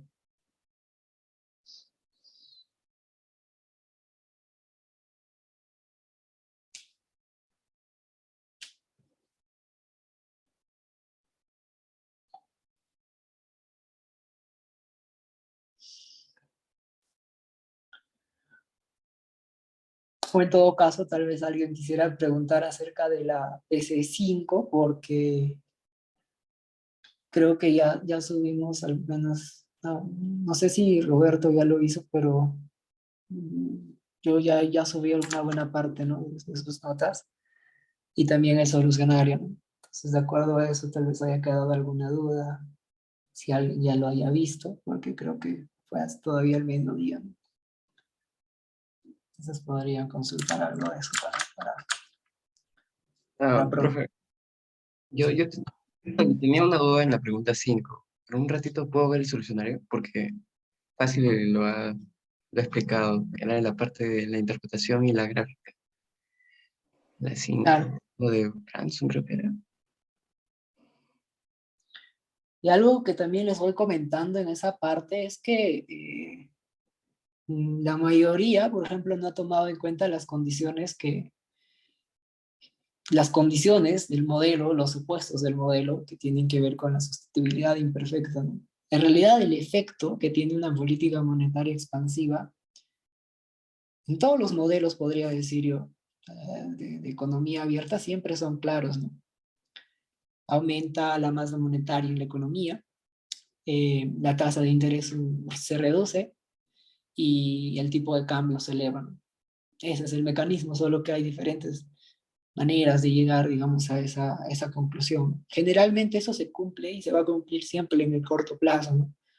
Y recuerden que vimos un ejercicio aplicado, más que ejercicio creo que era un análisis, ¿no? Un análisis un análisis empírico, algo así, ¿no? Eh, Profe, respecto a eso, sí, ahorita acabo de verlo y hasta ahora no me queda muy claro. Es en la pregunta 5 de la PC5 en la parte C. ¿Puedo transmitir la pantalla porque sería más fácil? ya, O, sí, está bien, sí, sí, yo creo que sí, ¿no? De acuerdo a cómo tú nos explicas, nosotros lo entendemos mejor. Ya está. creo que no puedo. Acá dice no puedo iniciar la función. Josué, por favor. Bueno, en realidad sí debería, pero a ver, le voy a... Ah, ya sé cuál es el problema. ¿Podrías dejar de compartir Elvis Ah, sí, para que ¿no? comparta? Sí, ese es el inconveniente. ¿No? Deja de Pero- compartir y va a poder compartir. Ya No, pero puedes. Ajá. yo ya dejé, creo, ¿ah? Sí, ahora recién. Ah, ya. Ahí está, ahí creo que se puede ver. Justo yo había llegado hasta esta parte, o sea, llegué hasta, hice tal cual, me había dado cuenta que creo que en la PD9 había un error en el solucionario. Creo que al momento de hacer la adjunta, transpuesta, la inversa, no habían considerado la adjunta y todo eso. Y pues me quedaba hasta acá, pero no sabía por qué, o sea, no sabía si esto era mayor o menor que cero. Obviamente tampoco en la otra ecuación, cuando lo derivaba en función de D y dm, tampoco no sabía eso. Pero ahora me doy cuenta que acá era menor a cero en esa. ¿Por qué? Claro, claro, sí, se entiende, porque eh, la Cómo idea me era podría que, dar cuenta? Ajá. sí, sí, la idea era que pregunten también, porque, bueno, siempre han estado abiertas digamos, las oportunidades hemos estado abiertos para consultas, ¿no? Entonces, de alguna manera era Incluso Incluso creo que pregunté a un JP, a Roberto, Ujú. y creo que también me mencionó algo de las condiciones, pero realmente no lo entendí, pero lo dejé así también, no llegué a entender nada. Y como estaba dudando, lo dejé así, no sabía. Claro, pero queda claro, sí, por qué la tasa de interés disminuye, ¿no? Porque, ¿cuál es tu interpretación en esa ecuación, en esa primera? En la primera, como no sabía si, entonces no supe, no supe. Puse que ni Pero, subía ni bajaba. pero ahí estás viendo que hay un signo negativo, ¿no? Entonces uno diría, aumenta la masa monetaria, entonces la tasa de interés disminuye, ¿no? Es una relación negativa, básicamente lo que te dice ese diferencial. Eh, con ¿El signo respecto, negativo de cuál, profe? ¿De este? a ver, lo voy a compartir mi pantalla, por A ver, favor. ya está bien. Voy a dejar de compartir. En la- Gracias.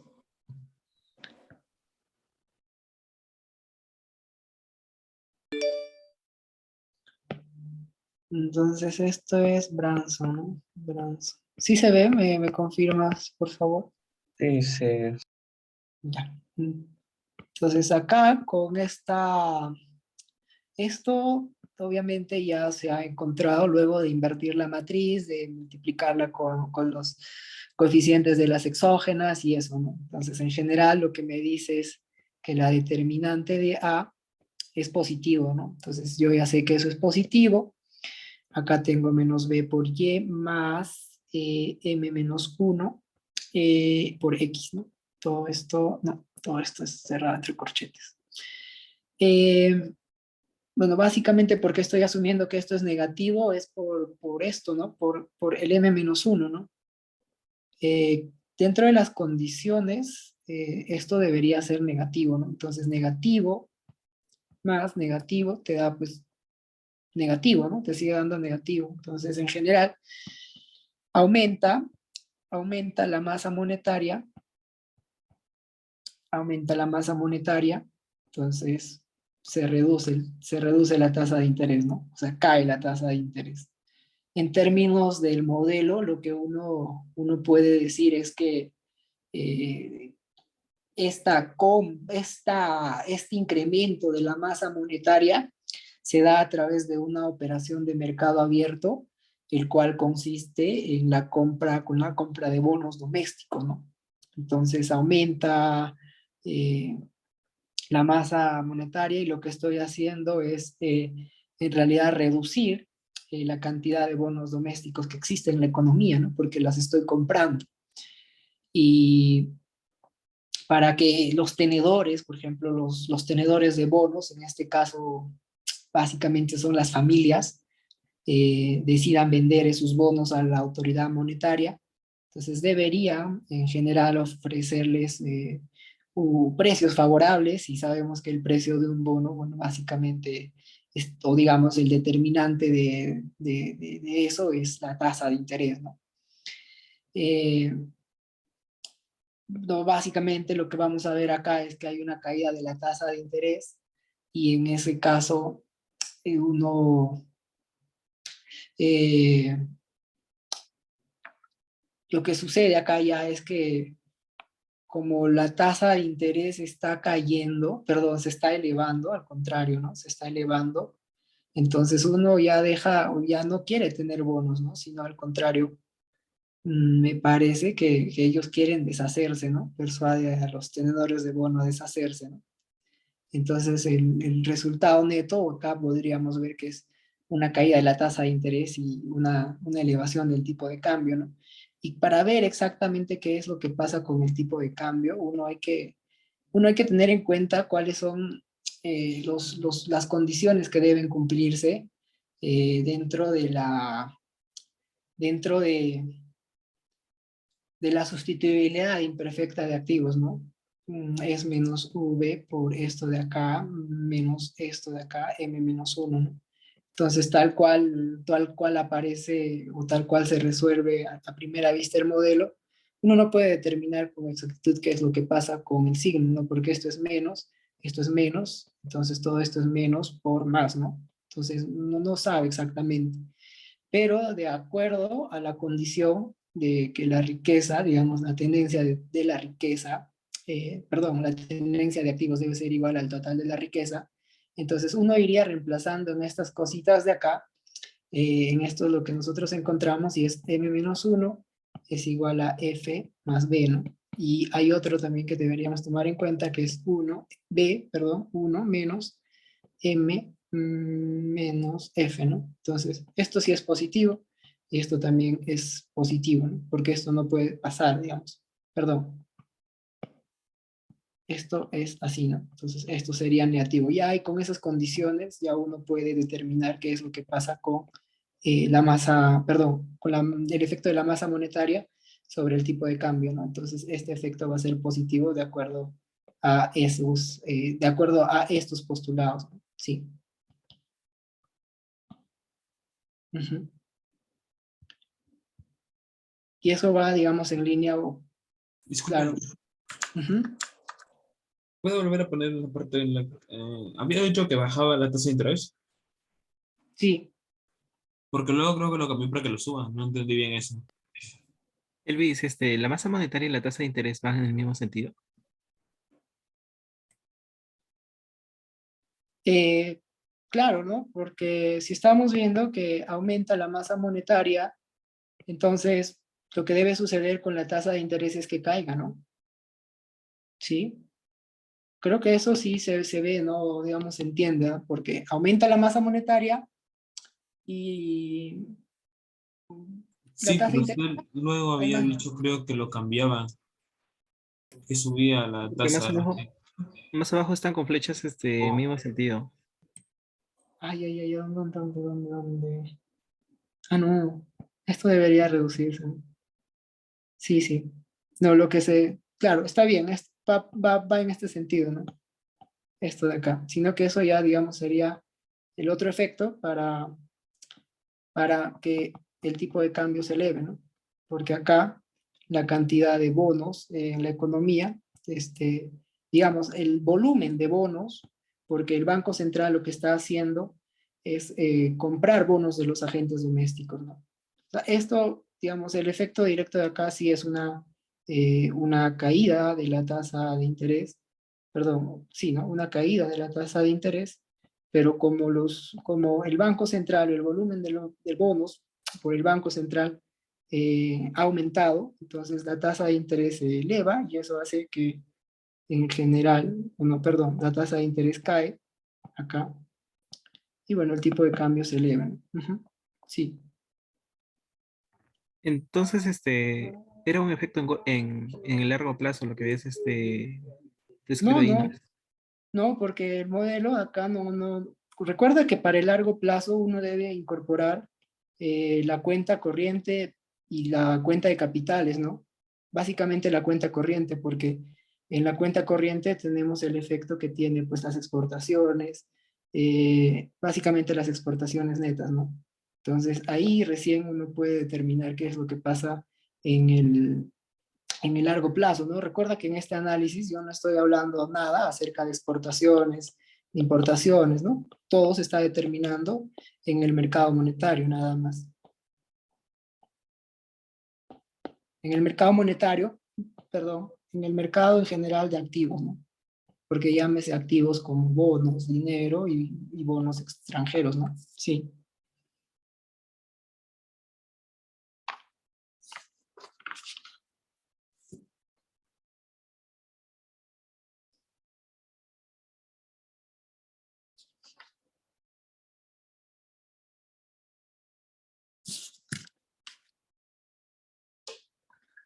Ah, profe, perdón, para la PC5, ¿cuándo va a estar la nota?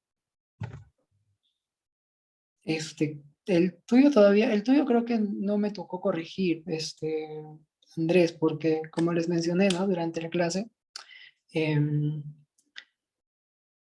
los grupos no necesariamente están conformados por integrantes dentro de una misma comisión. Entonces ya tenía que coger algunos grupos así de los que estaban cercanos y ya, bueno, nada, supongo que en el plazo de hoy tal vez ya esté listo, ¿no? Su nota por parte de Sara o de Roberto.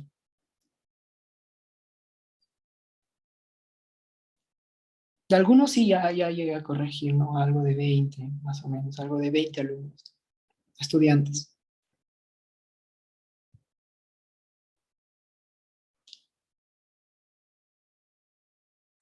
Elvis, tengo una pregunta que me lleva a chat. ¿Qué pendiente tendrá el locus de puntos de mercado monetario en el plano de tasa de interés y tipo de cambio, de acuerdo al modelo de portafolio? Es una pregunta de teoría. Disculpa, ¿puedes repetirme la pregunta, por favor? Fue muy Sí. rápido. ¿Qué pendiente tendrá el locus de puntos de mercado monetario en el plano que tiene la tasa de interés y el tipo de cambio?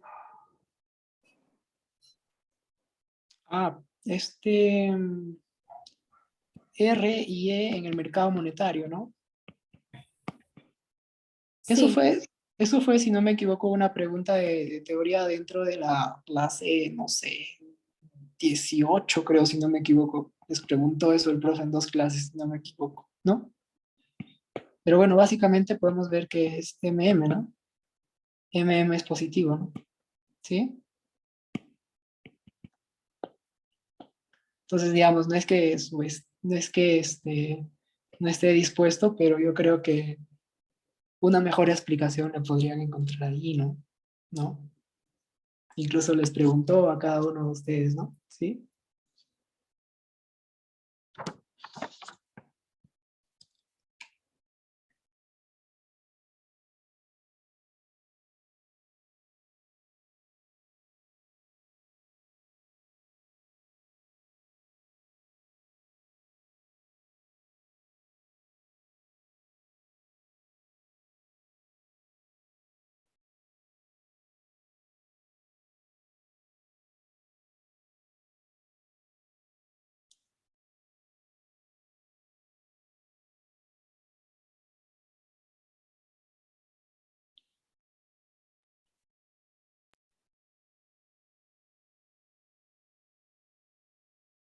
¿Alguien más tiene alguna consulta?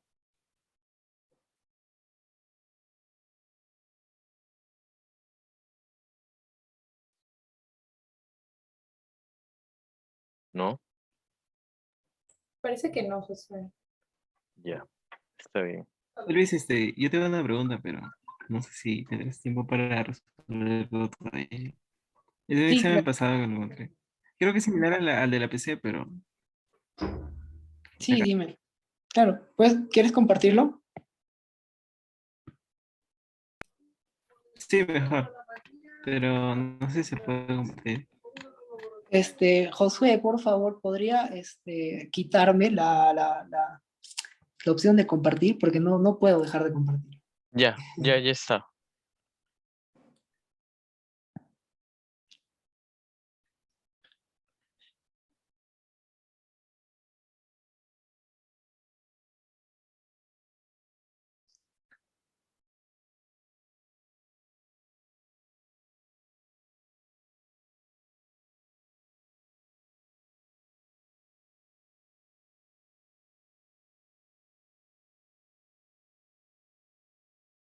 ¿Es esa la pregunta, Gerson?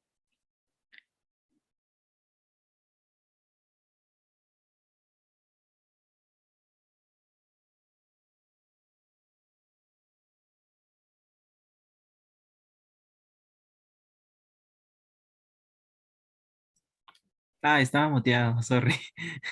Es esto, pero creo que depende de esa pregunta. Pero esta sí, no sabría cómo hacerlo.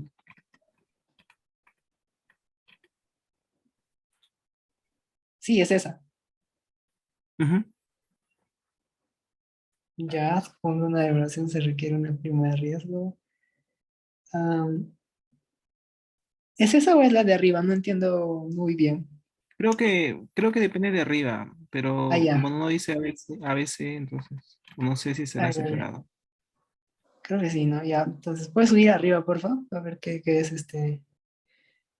Es enfoque monetario de la balanza de pagos. Describan. No, creo que es otra. Ujú. Creo que es otra pregunta. Porque. Ah, no.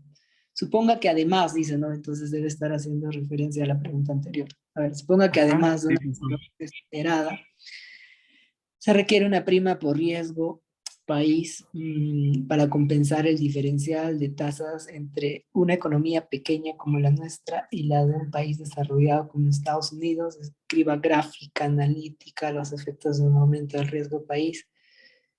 En el modelo Mulder y Fleming con tipo de cambio, pero no me queda claro, ¿no? ¿Por qué habla de Mulder Fleming? Si está hablando de un modelo de enfoque monetario, ¿no? A ver, los efectos de un aumento del riesgo país con tipo de cambio flexible, perfecta movilidad y un tipo de cambio esperado. No sé, mi primera impresión es que es un modelo Mulder y Fleming, ¿no? Pero es que no tendría alguna relación hacer el enfoque monetario en la balanza de pagos, porque recuerda que en el enfoque monetario de la balanza de pagos, y eso es teoría, que el tipo de cambio está fijo, ¿no? Que está controlado por la autoridad monetaria. Entonces, acá te está diciendo que describas analítica gráficamente los efectos de un aumento del riesgo país en un modelo Mulder y Fleming con tipo de cambio flexible, ¿no? Perfecta movilidad y un tipo de cambio esperado.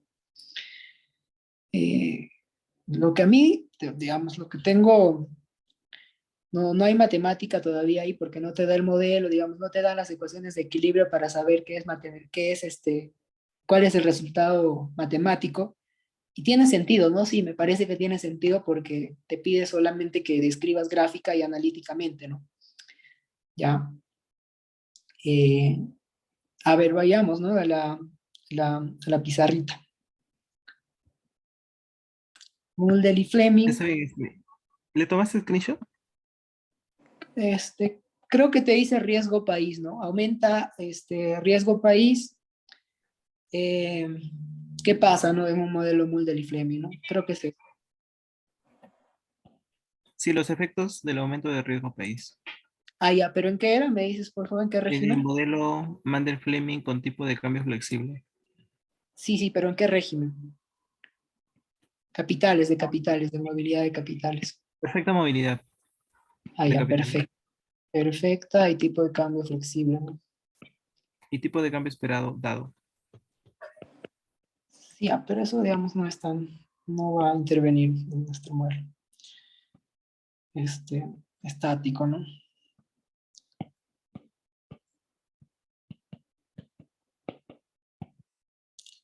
Ah, ya, recuerda entonces que,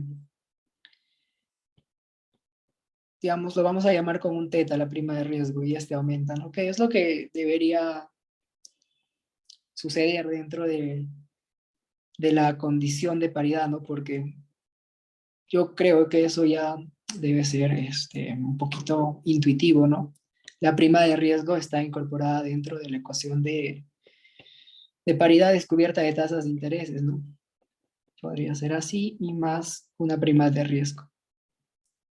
Entonces, el primer efecto acá es un incremento en la prima de riesgo y lo que debería suceder básicamente acá es un incremento del tipo de cambio, ¿no? Debería de depreciarse. Y una vez que se deprecie, uno debería esperar que esta depreciación del tipo de cambio, bueno, esto se deprecia para que mantenga en equilibrio, ¿no? Recuerda que esto se equilibra, digamos, tiene que mantenerse en equilibrio, ¿no?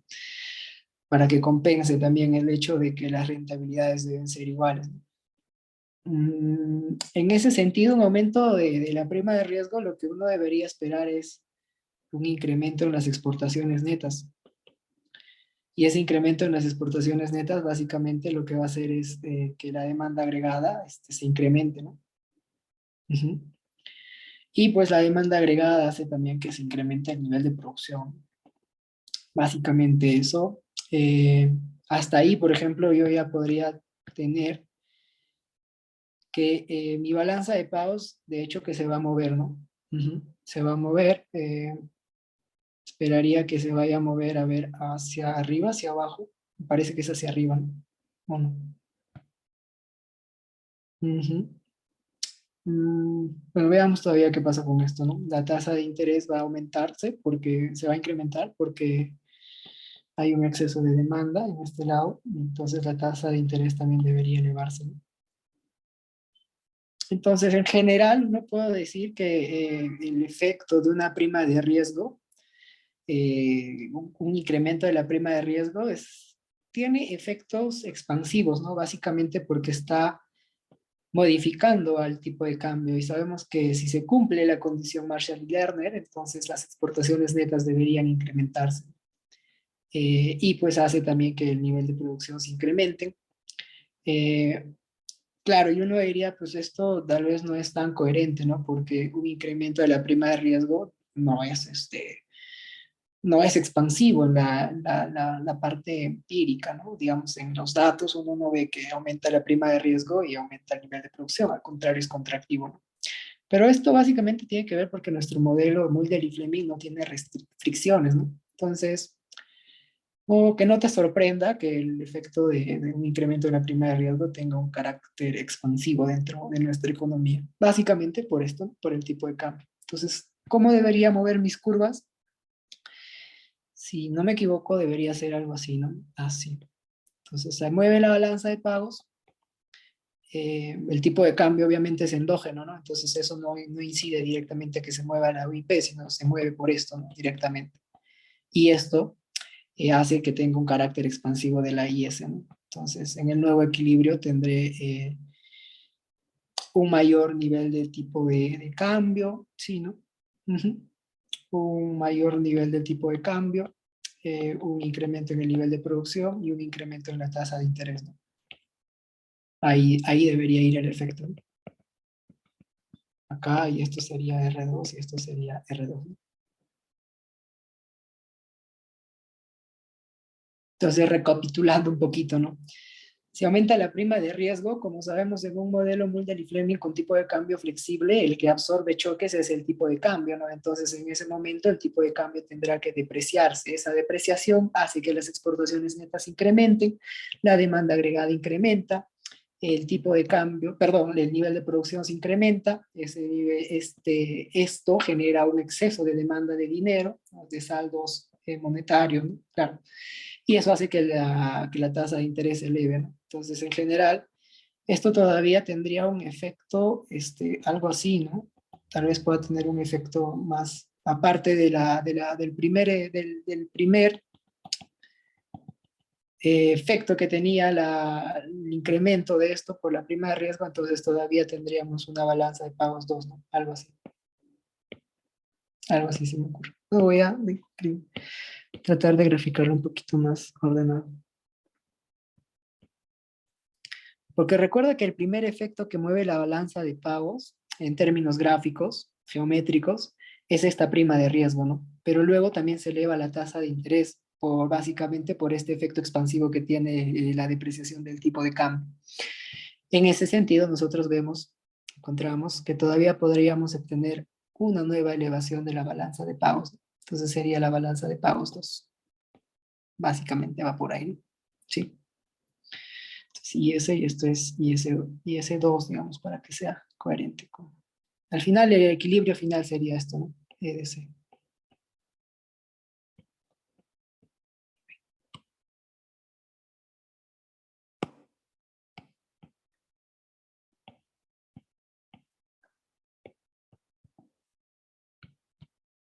¿Quedó claro eso, Gerson? Tal vez tienes alguna repregunta.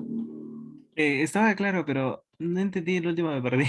¿Por qué moviste a una balanza de pagos 2?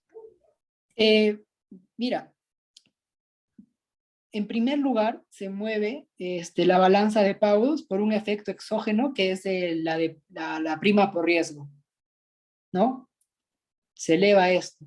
Y entonces debería elevar, geométricamente esto me dice que hay que elevar, ¿no? Porque es una variable exógena, ¿no? ¿Sí? ¿Ahí quedó claro? ¿Por Ujú, qué ahí sí. muevo de 0 a 1? ¿Ya? Y luego, este incremento por la prima de riesgo, en un modelo de tipo de cambio flexible, sabemos que esto va a hacer que el tipo de cambio se mueva, porque es la variable de ajuste, ¿no? Entonces, esa variable de ajuste, que es el tipo de cambio, se va a depreciar. Recorre todo este mecanismo que conocemos en el mercado de bienes y hace pues que la tasa de interés se eleve, ¿no? Nuevamente, entonces, esta elevación de la tasa de interés va a hacer que de alguna manera se mueva un poquito más tu balanza de pagos, ¿no? Que se eleve un poquito más. Por eso.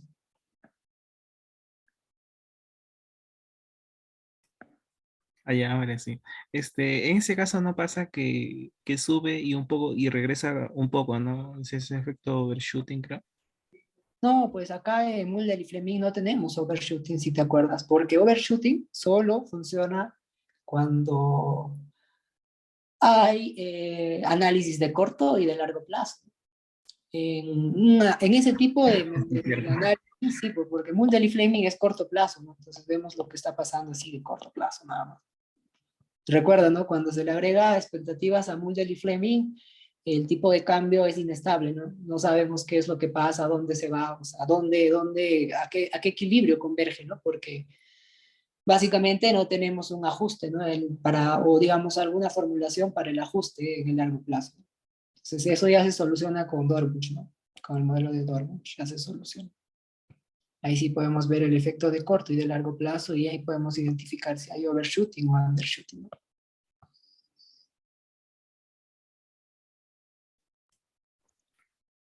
Gracias a Luis.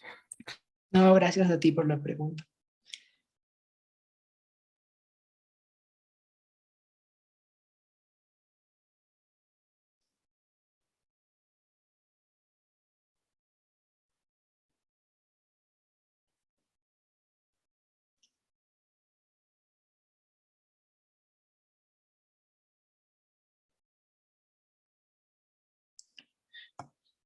¿Hay alguna otra pregunta, chicos? Para ya, digamos, poder cerrar la reunión o para poder despedirnos.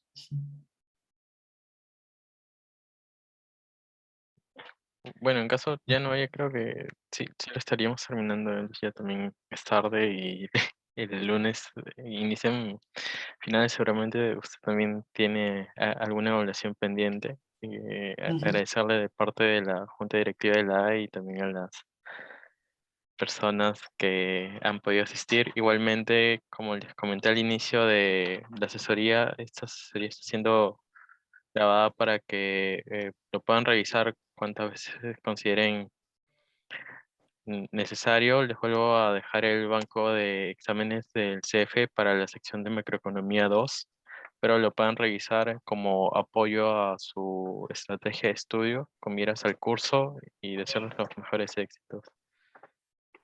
El enlace Disculpa, lo estamos colgando en el canal de YouTube de la AE. Seguramente les voy a estar enviando por el chat de les la grabación, así que quienes estén ahí, les agradecería bastante que se los pueda compartir a los respectivos horarios. Eso es la aclaración. No sé si tienen alguna otra consulta en relación a Disculpen, la grabación. Sí, sí, dime. un ratito, ¿está bien? Ya, ahora sí, disculpen, no entendí muy bien. ¿Cómo se llama el canal por donde lo van a pasar la grabación? Mejor se lo mando por acá, ¿ya? Dame un segundo. Elvis, ¿podrías pasarnos tus apuntes por acá por el chat? Claro, claro. Quería solamente, digamos, dejar una referencia con respecto a la pregunta de Alicia en la página 653 de Enfoques y Modelos Tomo 1. La explicación está muy detallada.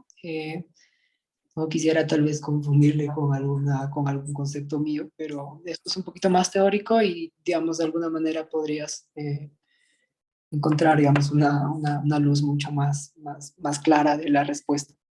La página 653, en el último, en el último párrafo.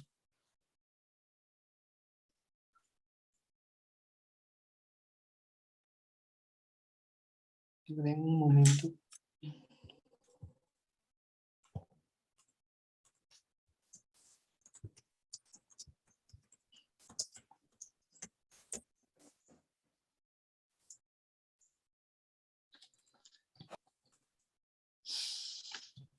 de un momento que lo descargo porque de la tableta no puedo enviar algún archivo por Zoom.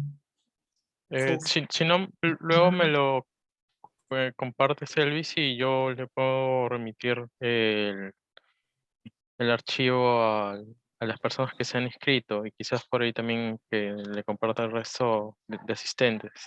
El banco, en realidad, Gerson, está lo más actualizado posible, que tenga más exámenes de virtualidad depende de las donaciones que recibimos. Pero sí, hay un examen de 2020, así que te podrías guiar de ese. Chévere, gracias. Elvis, la vez pasada lo mandaste por correo. No sé si yo no me inscribí a la asesoría, así que fácil no me llega. Por favor, si lo puedes pasar. claro, claro, dame unos minutitos hasta que me llegue a mi correo. Ya, una vez que me llegue, yo lo descargo y lo envío desde la computadora, por favor. De todas maneras, le voy a pasar a José por, por el correo.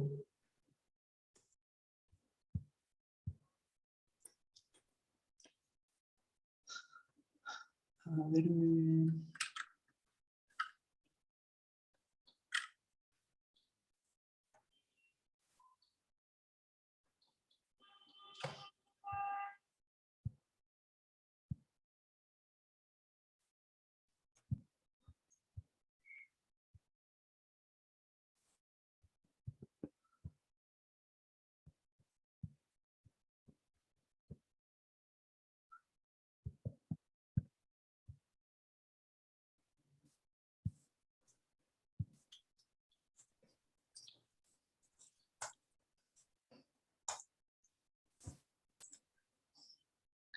es un poco raro, no debería demorar tanto.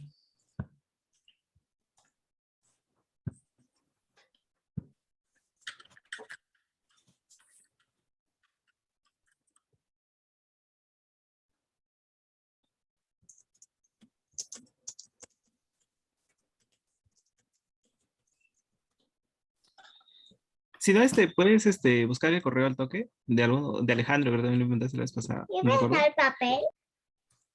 Sí, ya le envié Y también. yo lo descargo ahorita y lo mando por acá, aunque sea. Pues.